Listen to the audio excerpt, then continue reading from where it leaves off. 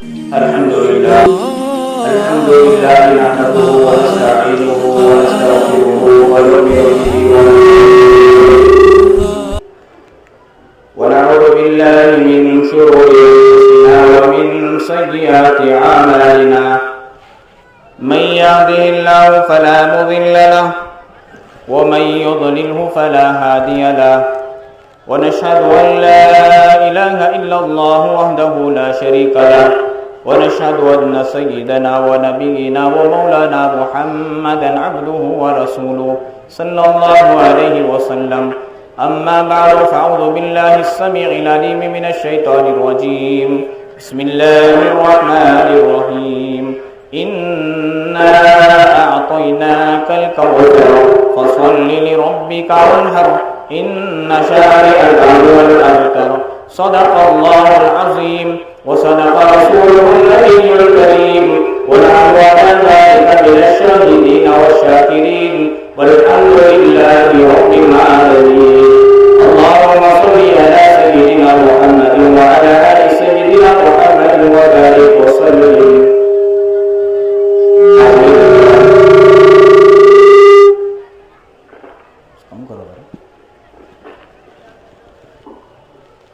اللہ رب العزت کا بے پناہ کرم ہے.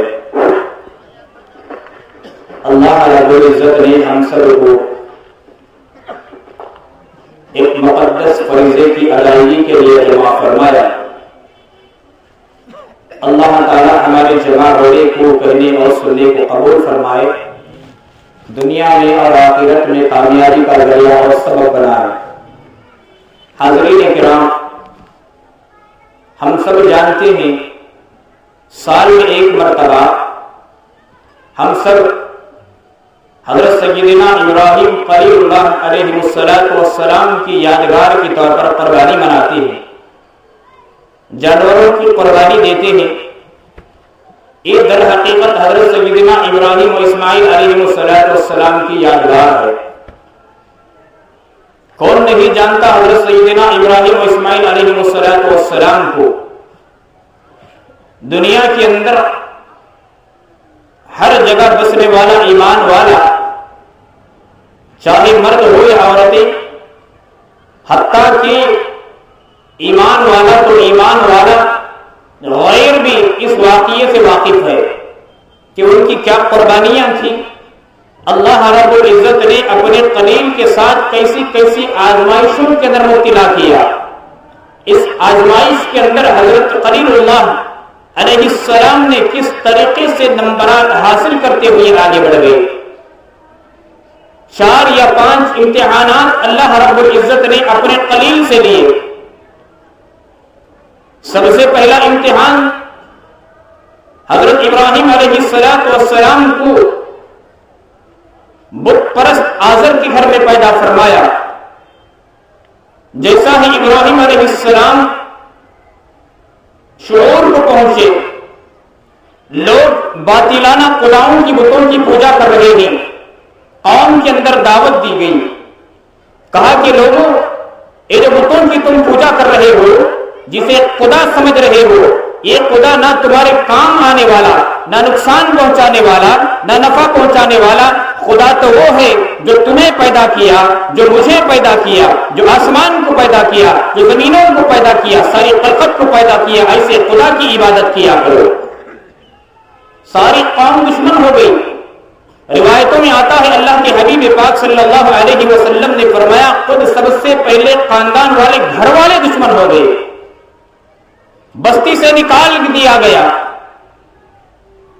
باپ نے کہا سلامتی چاہتے ہو تو نکل جاؤ یہاں سے. ابراہیم علیہ السلام نے فرمایا وقال انی ذاہب الی ربی سیہدین, میرا رب تو مجھے بہترین جگہ پہنچائے گا, سیدھے راستے پر لے جائے گا. نکل پڑے. امتحان تھا اللہ رب العزت کی طرف سے. اس امتحان میں ابراہیم علیہ السلام 100/100 کامیاب ہوئے.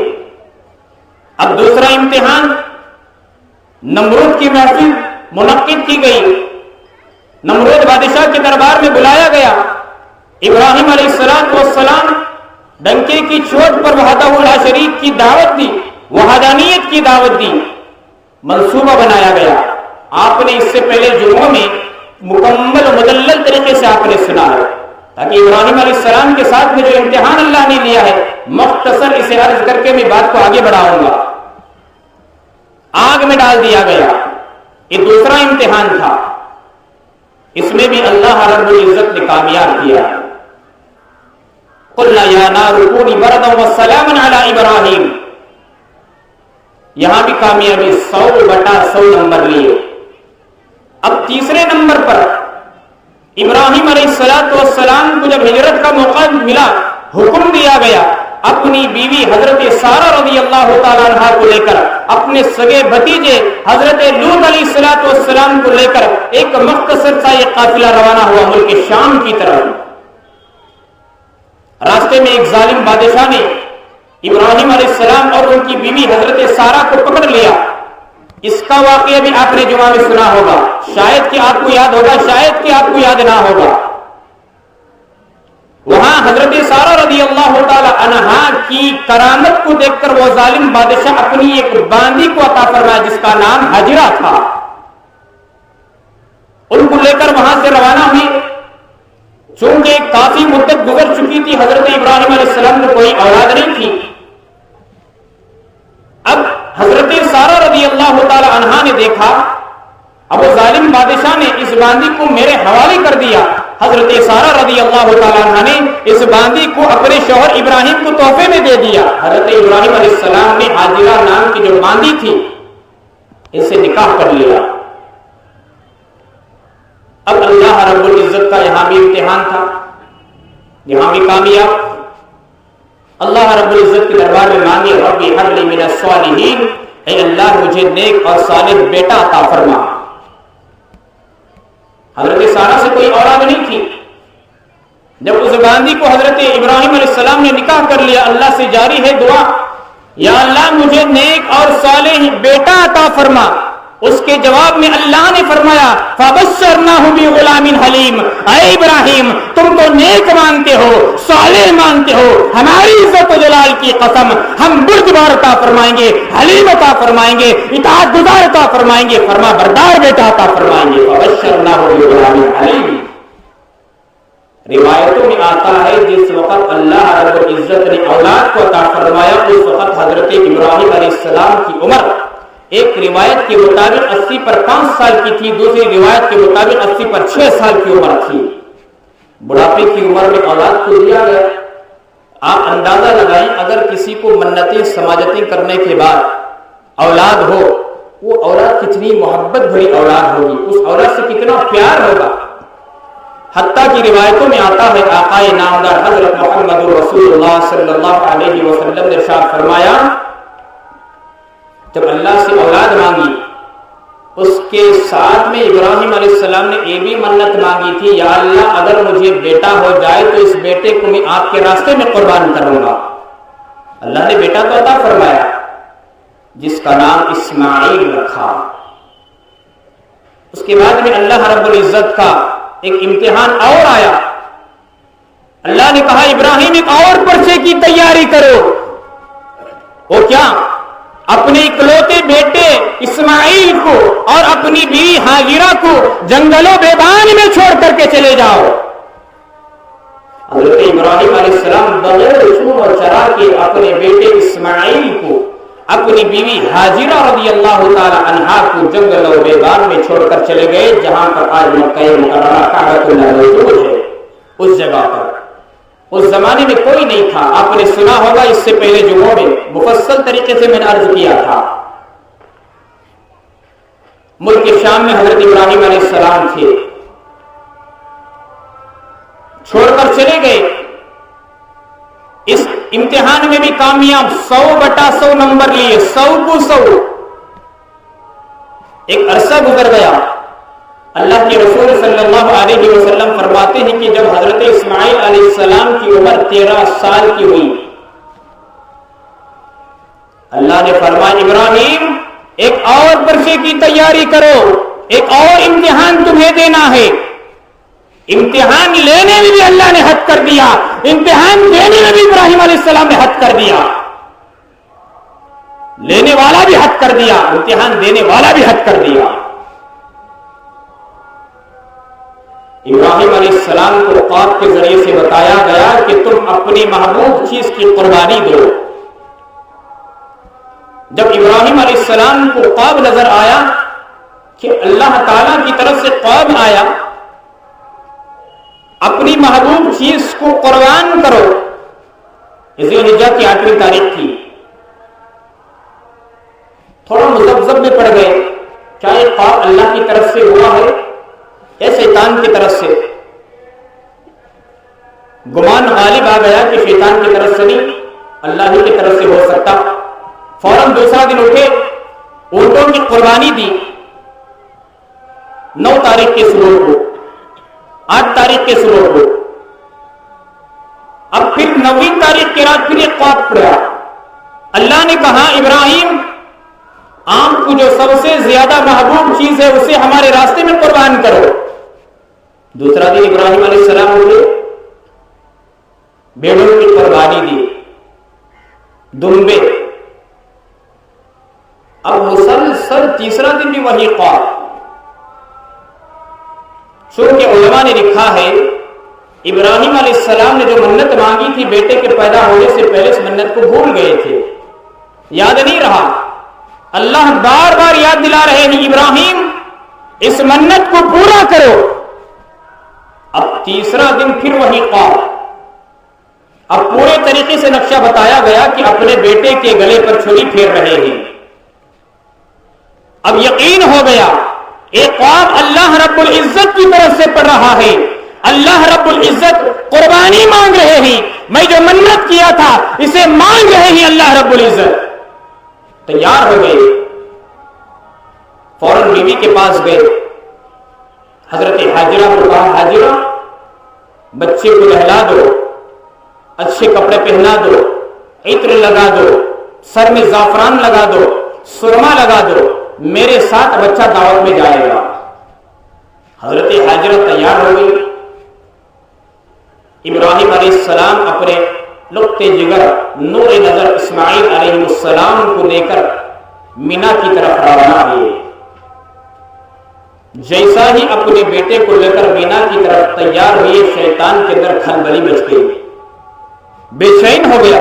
ارے ایک باپ بڑی مدتوں کے بعد، منتوں اور سمجھتوں کے بعد یہ بیٹا پیدا ہوا ہے، ایسے بیٹے کو قربان کرنے کے لیے باپ ابراہیم مینا کے میدان میں لے کر کے جا رہا ہے۔ کھلبلی مچ گئی، حاجرہ کے پاس آیا۔ شیطان کا خیال یہ تھا کہ عورت تو صرف نازک ہوا کرتی ہے، ایک دم ضعیف قلب والی ہوا کرتی ہے، یہ تو مان جائے گی، جب میں جا کر اسے سناؤں گا کہ تمہارا شوہر تمہارے بیٹے کو ذبح کرنے کے لیے مینا کے میدان میں لے کر گیا ہے، چیخے گی، چلائے گی اور وہاں جانے سے روکے گی۔ یہ سمجھ کر کے شیطان گیا اور کہا کہ تمہیں معلوم بھی ہے حاجرہ تمہارے شوہر کہاں لے کر گئے؟ حضرت حاجرہ نے کہا ہاں مجھے معلوم ہے، وہ دعوت میں گئے ہیں۔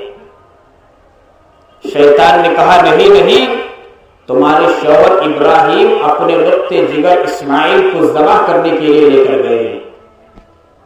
حاجرہ نے فوراً جواب میں کہا ارے کوئی باپ اپنے بیٹے کو ذبح کرے گا؟ ایسا نہیں ہو سکتا۔ میں نے کہا تھا اس سے پہلے جب عقل آمدی ہو جاتی ہے اسی کے زبان سے اللہ جواب دلواتے ہیں۔ شیطان کی زبان پر بات آئی، اے حاجرہ یہ اللہ کا حکم تھا اپنے بیٹے کو ذبح کرو، اس لیے تمہارے شوہر بیٹے کو لے کر کے ذبح کرنے مینا کے میدان میں گئے ہیں۔ جیسا ہی سننا تھا حضرت حاجرہ نے کہا تب اللہ کا حکم ہوا ہے بیٹے کو ذبح کرنے کے لیے، اللہ کی عزت و جلال کی قسم ذبح کرنے میں میں کوئی رکاوٹ نہیں بنوں گی۔ ارے وہ بھی ایک نبی کی بیوی تھی، ایک نبی کی ماں تھی، جن کے سلب سے سید الکونین طٰہٰ و یاسین مزمل و مدثر جناب محمد رسول اللہ صلی اللہ علیہ وسلم دنیا میں تشریف لانے والے تھے۔ ارے اس کی ماں کب انکار کر سکتی تھی؟ انکار کی کوئی گنجائش نہیں تھی۔ فیل ہو گیا شیطان۔ اب راستے میں ابراہیم علیہ السلام بیٹے سے پوچھ رہے ہیں بیٹے اللہ کا حکم مجھے ملا ہے، میں آپ کو ذبح کر رہا ہوں۔ فلما بلغ معه السعي قال يا بني انی،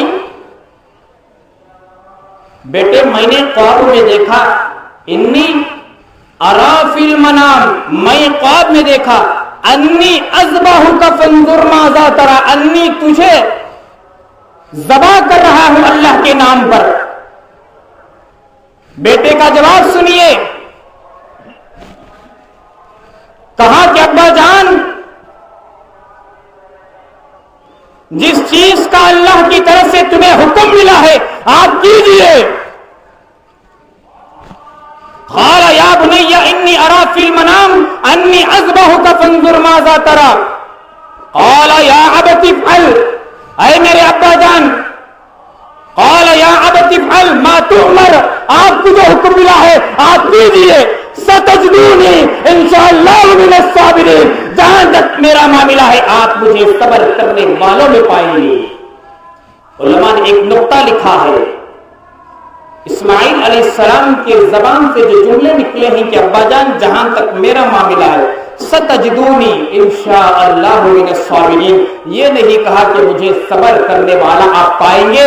حضرت اسماعیل علیہ السلام نے کہا کہ ابا جان مجھے صبر کرنے والوں میں آپ پائیں گے، میں اکیلا نہیں بلکہ مجھ سے پہلے بہت سارے اللہ کے مقدس بندے حضرات انبیاء کرام علیہم السلام صبر کیے ہوئے ہیں، برداشت کیے ہوئے ہیں، ان لوگوں میں مجھے آپ پائیں گے۔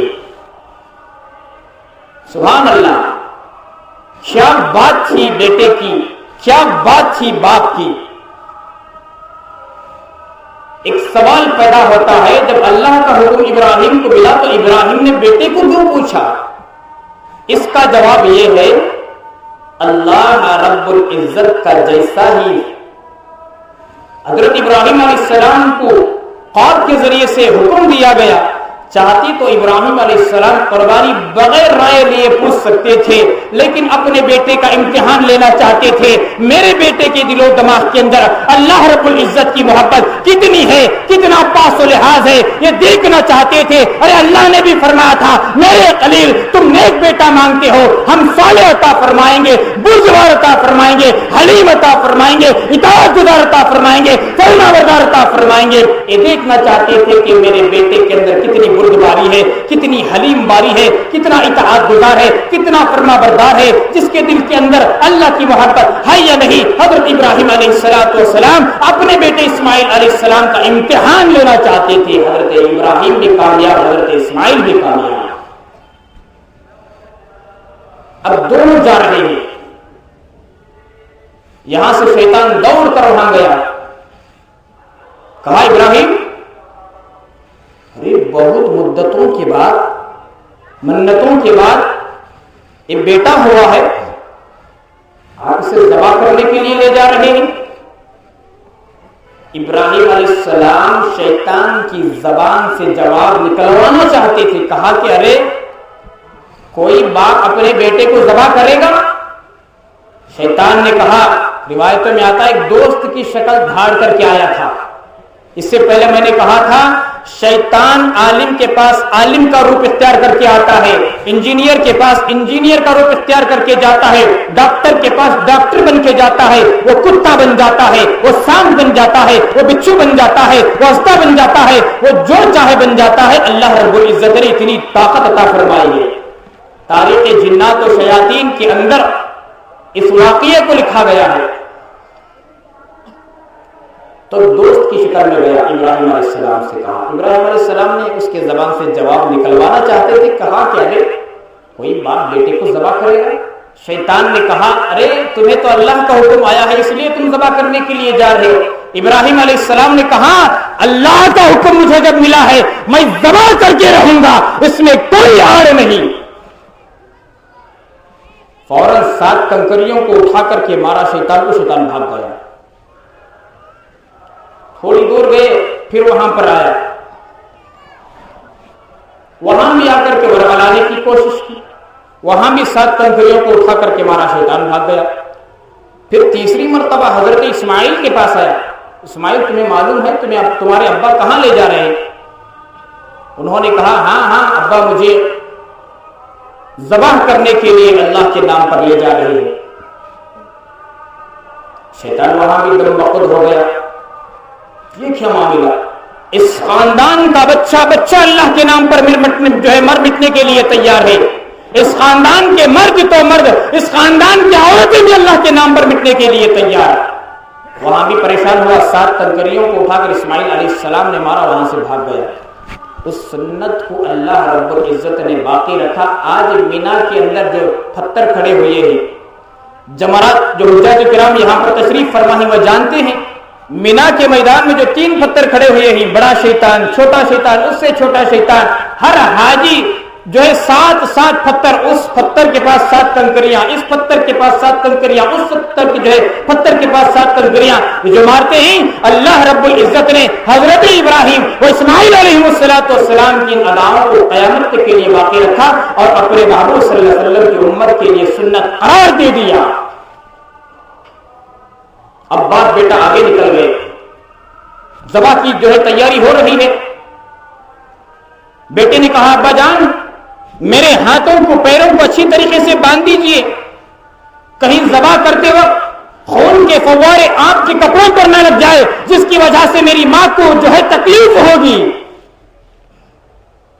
ہاتھوں کو پیروں کو باندھ دیا گیا.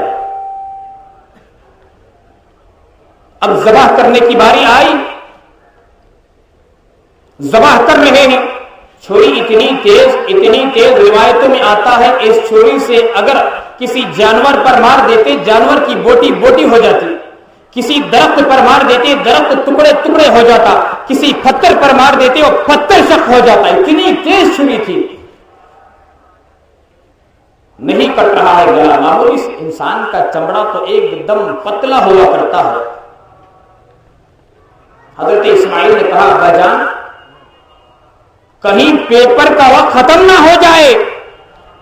امتحان لکھنے کے لیے جو پیپر دیا کرتے ہیں ٹائمنگ ہوا کرتا ہے، اتنے سے اتنے وقت تک پیپر لکھنا ہے. کہا ابا جان کہیں پیپر کا وقت ختم نہ ہو جائے، جلدی سے لٹائیں مجھے پیشانی کے بل. فلما اسلم وتلہ للجبین. باپ بیٹا دونوں تیار ہو گئے. اسلام عربی لفظ ہے، علماء نے لکھا ہے اسلام کے معنی آتے ہیں. سورہ صافات کے اندر اس کا پورا نقشہ اللہ نے کھینچا ہے. فلما اسلم وتلہ للجبین. باپ بیٹے دونوں تیار ہو گئے، جھک گئے ایک بڑی طاقت کے سامنے، اللہ رب العزت کے سامنے. اسلام کے معنی آتے ہیں اپنے آپ کو، اپنے پورے وجود کو یہ بڑی طاقت کے سامنے جھکا دینا، سرے تسلیم کم کر دینا، اس کا نام اسلام ہے. ابراہیم علیہ السلام اور اسماعیل علیہ السلام یہی کیا. بیٹے نے کہا ابا جان مجھے اونڈا لٹا دیجئے. جبین کے معنی آتے ہیں پیشانی کے. فلما اسلم وتلہ للجبین. بیٹے نے کہا ابا جان مجھے اونڈا لٹا دیجئے، میری پیشانی زمین کے قریب ہو جائے. کیوں؟ اس لیے کہ جب آپ ذبح کریں گے میرے چہرے کو دیکھ کر آپ کو رحم آ جائے گا، آپ کے چہرے کو دیکھ کر مجھے رحم آ جائے گا. کہیں اللہ کے یہ فرما برداری میں نافرمانی نہ ہو جائے، تاخیر نہ ہو جائے. مجھے پیشانی کے بل لٹا دیجئے. چھری چلا رہے ہیں. علماء نے لکھا ہے اللہ رب العزت نے یہ گلے کے پاس ایک لوہے کی پٹی کو حائل کر دیا. چھری نہیں چل رہی ہے. بعض روایتوں میں آتا ہے چھری کو اللہ نے پیتل کی بنا دیا. ابراہیم علیہ السلام پوری طاقت صلی اللہ علیہ وسلم کی خدمت کی تو ایک مرتبہ اللہ کے رسول صلی اللہ علیہ وسلم حضرت انس بن مالک کو سامنے بلا کر سر پر ہاتھ رکھ کر کے دعا فرمائی، اے اللہ انس کی عمر میں برکت عطا فرما، اس کے آل اس کے مال میں برکت عطا فرما. حضرت انس بن مالک رضی اللہ تعالیٰ عنہ خود فرماتے ہیں، روایت میں آتا ہے علماء نے لکھا ہے کہ سب صحابہ سے آخر میں حضرت انس بن مالک رضی اللہ تعالیٰ عنہ کی وفات ہوئی. سب سے آخر میں. اور حضرت انس بن مالک رضی اللہ تعالیٰ عنہ فرماتے ہیں ایک تو میری عمر طویل ہو گئی، دوسری بات یہ ہے کہ اولاد کے اندر اتنی برکت میں نے اولاد کو بھی دیکھا اور اس کی تعداد 100 سے زائد تھی. اولاد جسے پوتے پڑ پوتے کہا جاتا ہے، ان کی تعداد بھی 100 سے زائد تھی. اور روایت میں آتا ہے، علماء نے لکھا ہے کہ حضرت انس بن مالک رضی اللہ تعالیٰ عنہ فرماتے ہیں، میں اپنے ہاتھوں سے میری اولاد کو کئی اولاد کو جو ہے جنازے کی نماز پڑھا کر غسل دے کر کفن دے کر کے میں اپنے ہاتھوں سے دفنایا. اتنی لمبی عمر بھی تھی، اتنی جو ہے اللہ پاک ان کی اولاد میں برکت بھی عطا فرمائی. اللہ کے حبیب پاک صلی اللہ علیہ وسلم کی دعاؤں کی یہ برکت تھی. وہ فرماتے ہیں جب بھی اللہ کے حبیب پاک صلی اللہ علیہ وسلم مصافحہ فرماتے، دونوں ہاتھوں سے مصافحہ فرماتے. ذرا آپ دل پر ہاتھ رکھ کر کے سوچیں، ایک ہاتھ سے مصافحہ کرنا کیسا ہے، دونوں ہاتھوں سے مصافحہ کرنا کیسا ہے؟ کیا دل گواہی دے گا؟ معاشرے کے اندر یہ وبا پھیلی ہوئی کہ نہیں جی ایک ہاتھ سے مصافحہ کرنا، دونوں ہاتھوں سے مصافحہ نہیں کرنا. آقا نے دونوں ہاتھوں سے مصافحہ کیا. حضرت انس بن مالک فرماتے ہیں، حضرت عبداللہ ابن مسعود رضی اللہ تعالیٰ عنہ فرماتے ہیں، اور حضرت عبداللہ ابن مبارک رحمت اللہ علیہ فرماتے ہیں، اکابرین کا یہ طرز عمل رہا ہے، صحابہ نے عمل کیا ہے، تابعین نے عمل کیا ہے، تابعین نے عمل کیا ہے، ائمہ نے عمل کیا ہے. تو آج کا 14ویں صدی کا مسلمان کہتا ہے کہ نہیں جی ایک ہاتھ سے مصافحہ کرنا سنت ہے. یہ مسلمان کیا ثابت کرنا چاہتا ہے؟ صحابہ نے غلط دیکھا، صحابہ نے غلط کیا، تابعین نے غلط دیکھا، تابعین نے غلط کیا، تابعین نے غلط سنا اور دیکھا. دین ان کو سمجھ میں نہیں آیا جو آج کے 1400 سال کے بعد کے مسلمان کو دین سمجھ میں آ گیا. صحابہ کو حدیث سمجھ میں نہیں آئی جو آج کے 1400 سال بعد کے مسلمان کو بخاری سمجھ میں آ گئی. کہتا ہے کہ ایک ہاتھ سے جو ہے مصافحہ کرنا، یہ تو انگریز کی چال ہے. آپ دیکھیں یہاں بزرگ بیٹھے ہوئے ہیں عمر دراز، ان سے پوچھیں ان کی زندگی میں کبھی کوئی ایک ہاتھ سے مصافحہ نہیں کیا. میری اس بات سے تصدیق کریں گے یہاں جو بڑی عمر کے احباب بیٹھے ہوئے ہیں، بزرگ احباب. 50-60 سال پہلے کوئی مسلمان یہ نہیں کہتا تھا کہ ایک ہاتھ سے مصافحہ کرنا سنت ہے، دونوں ہاتھوں سے نہیں. ایک ایسی بدبختی کی بات ہے دوستو، آج مسلمان کہتا ہے کہ یہ ایک ہاتھ سے مصافحہ کرنا یہ تو انگریزوں کا طریقہ ہے. آپ نے دیکھا ہوگا جب کوئی آپس میں ملاقات کرتے ہیں، اسلام کا طریقہ کیا ہے؟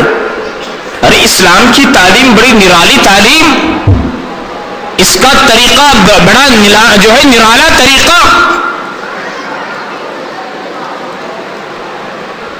کہا گیا گزشتہ جمعہ آپ نے سنا، آپس میں جب ملاقات کریں سب سے پہلے سلام، السلام علیکم ورحمۃ اللہ وبرکاتہ. اس کے بعد موقع مل جائے مصافحہ کرو، دونوں ہاتھوں کو ملاؤ، وہ صاحب بھی سامنے والے، تم دونوں مصافحہ کرو، دعا پڑھو، یغفر اللہ لنا ولکم. کیا معنی ہے اس کا؟ سلام کے اندر بھی دعا، سلامتی کی دعا، رحمت کی دعا، برکت کی دعا. اب مصافحہ جب کر رہا ہے آپس میں ایک دوسرے کو دعا دے رہے ہیں، دعائیہ جملے استعمال کر رہے ہیں. یغفر اللہ لنا ولکم، اللہ تبارک تعالی ہماری بھی مغفرت فرمائے، اللہ تبارک تعالی تمہاری بھی مغفرت فرمائے. دونوں یہی جملے کہتے ہیں. میں آپ کو دعا دے رہا ہوں یغفر اللہ لنا ولکم، آپ بھی کہہ رہے ہیں یغفر اللہ لنا ولکم. میں یہاں کے لیے دعا مغفرت کی دے رہا ہوں، آپ میرے لیے دعا جو ہے مغفرت کی دے رہے ہیں. کتنا پیارا جو ہے اخلاق ہے، کتنی پیاری تعلیم ہے، کتنا پیارا طریقہ ہے. اس پیارے طریقے کو چھوڑ کر ہم انگریز کی نقل اتاریں؟ یہ مسلمان کی شان. مسلمان کی شان سے یہ بعید ہے کہ مسلمان نبی کے طریقے کو چھوڑ کر کے ایک انگریز کے طریقے کو اپنائے. شرم نہیں آتی مسلمان کو؟ میرے نبی کے طریقے میں کیا کمی رہ گئی ہے مسلمان؟ تجھے نبی کا طریقہ پسند نہیں آیا، تجھے صحابہ کا طریقہ پسند نہیں آیا، تجھے تابعین کا طریقہ پسند نہیں آیا، تجھے ائمہ کا طریقہ پسند نہیں آیا، تجھے اولیاء کا طریقہ پسند نہیں آیا. اے 14ویں صدی کے مسلمان، تو بتا تجھے کس طریقے سے انگریز کا طریقہ پسند آ گیا؟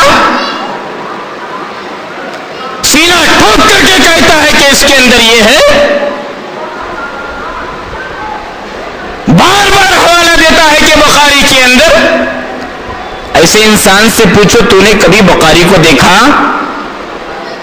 پوچھو ایسے انسان سے، کیا تو نے بھائی کبھی بخاری کو دیکھا؟ میں تو کہوں گا بخاری تو دور کی بات، بخاری کے با کو بھی نہیں دیکھا. بخاری تو بہت دور کی بات، بخاری کے با کو بھی نہیں دیکھا، بخاری کے با کو نہیں پہچان سکتا. بدبختی کی بات ہے. چھوڑو یہ چونچلے حرکتوں کو، چھوڑو یہ چونچلے باتوں کو. جو سنت ہے قیامت تک وہی سنت. ہم یہ بات اپنے عمل سے ثابت کرنا چاہتے ہیں کہ صحابہ نے جو کیا نعوذ باللہ غلط، تابعین نے جو کیا غلط، تبع تابعین نے جو کیا غلط، اولیاء نے جو کیا غلط، ائمہ نے جو کیا غلط، اکابرین نے جو کیا غلط، بزرگان دین نے جو کیا غلط. میں آج کا 14ویں صدی کا مسلمان ٹی شرٹ پہن کر، جینس پینٹ پہن کر اور پاخانے کی پوری لکیر کو بتا کر، پورے راہ کو بتا کر اور پیشاب کے عضو کو بتا کر نماز کے اندر رکوع کا طریقہ معلوم نہیں، سجدہ کرنے کا طریقہ معلوم نہیں، قیام کا طریقہ معلوم نہیں، سلام پھیرنے کا طریقہ معلوم نہیں، سر پر تیرے ٹوپی نہیں، تو یہ کہاں سے انگریز کی اولاد بن کر کے مسافہ کر کے یہ ثابت کرنا چاہتا ہے نبی کا طریقہ مجھے پسند نہیں، صحابہ کا طریقہ مجھے پسند نہیں، اولیاء کا طریقہ پسند نہیں، تابعین کا طریقہ پسند نہیں، ائمہ کا طریقہ پسند نہیں، بزرگان دین کا طریقہ پسند نہیں. یہ بدبختی نہیں تو اور کیا ہے؟ یہ بدبختی نہیں تو اور کیا ہے؟ ایک حد ہوا کرتی ہے. وقتاً فوقتاً آدمی کبھی ایک ہاتھ میں کچھ چیز تھی، بھائی جا رہا تھا، سلام ہو گیا، ایک ہاتھ سے مل لیا، وہ الگ بات ہے. اسی چیز کو بنیاد بنا کر کے ہم یہی سنت ہے، یہ سنت نہیں. آپ بتاؤ صحابہ سے کوئی اونچا مقام کسی کا ہے؟ دل پر ہاتھ رکھ کر کے بتاؤ. پوری کائنات میں اللہ رب العزت کے بعد اگر کسی کا مقام ہے، نبی کریم صلی اللہ علیہ وسلم کا مقام و مرتبہ. ان کے بعد اگر کسی کا مقام ہے، حضرات صحابہ میں بھی صدیق اکبر، اس کے بعد عمر فاروق، عثمان غنی، حضرت علی، عشرہ مبشرہ، شہداء کرام، تابعین، اس کے بعد تبع تابعین، ائمہ کرام، اولیاء، بزرگان دین، سلف صالحین، اکابرین، محدثین ہیں، مفسرین ہیں، اتقیاء ہیں، قطباء ہیں، علماء ہیں، قطب، عبدال، غوث. کیا ان کو معلوم نہیں بخاری کیا چیز؟ کیا نہیں جانتے سیاستہ کیا چیز؟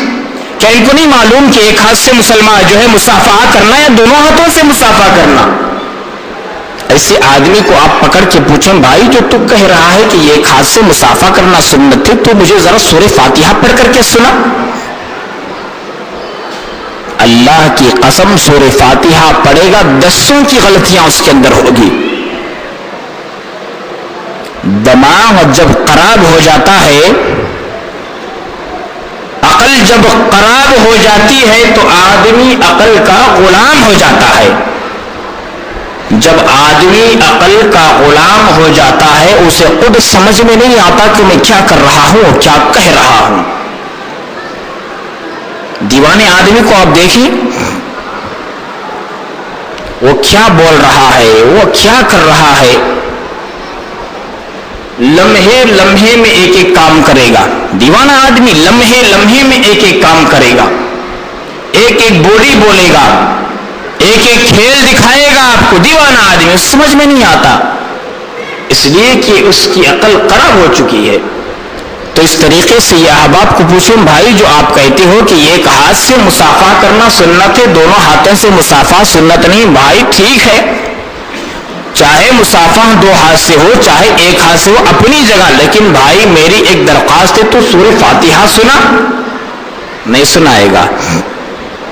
آپ پوچھیں بھائی دعائے قنوت سنا, اچھے اچھوں کا پانی دعائے قنوت میں پتا پانی ہو جاتا ہے. پوچھیں آپ دعائے قنوت سناؤ بھائی, نہیں سنائیں گے. تو دوستو یہ جو معاشرے کے اندر بیماری پھیلی ہوئی ہے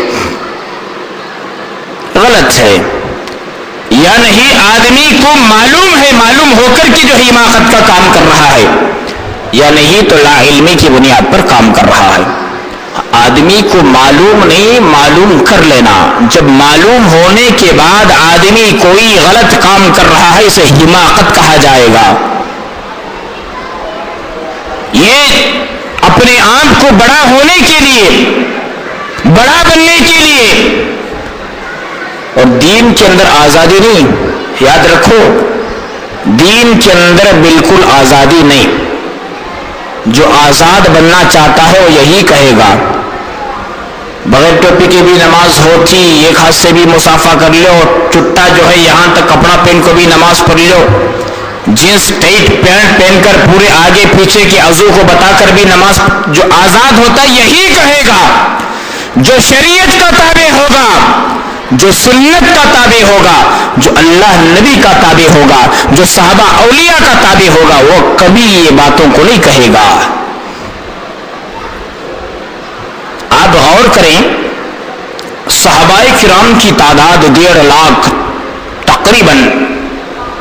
اس کے بعد حضرات تابعین کا زمانہ, تبع تابعین کا زمانہ, حضرات اولیاء کا زمانہ, حضرات ائمہ کا زمانہ, آج تک 1435 ہجری 1400 جو ہے 35 سال ہو گئے. اس زمانے سے لے کر آج تک یہ مسئلہ چلے آ رہا ہے کہ دونوں ہاتھوں سے مصافحہ کرنا, لیکن آج ایک طبقہ نکل کر کہتا ہے کہ نہیں ایک ہی ہاتھ سے مصافحہ کرنا. پچھلے لوگ کیا غلط کام کیے؟ سوال پیدا ہوتا ہے. آج یہ احباب جب کہہ رہے ہیں کہ ایک ہی ہاتھ سے جو مصافحہ کرنا درست ہے, سنت ہے, پچھلے جو اکابرین, اولیاء, ائمہ, مفسرین, محدثین, تبع تابعین, تابعین, صحابہ کرام, کہ انہوں نے غلط کام کیا؟ نعوذ باللہ. اگر ان پر شک کرتے ہوئے اگر کہا جائے انہوں نے غلط کام کیا ہم صحیح کام کر رہے ہیں تو ایمان سے ہاتھ دھو بیٹھیں گے.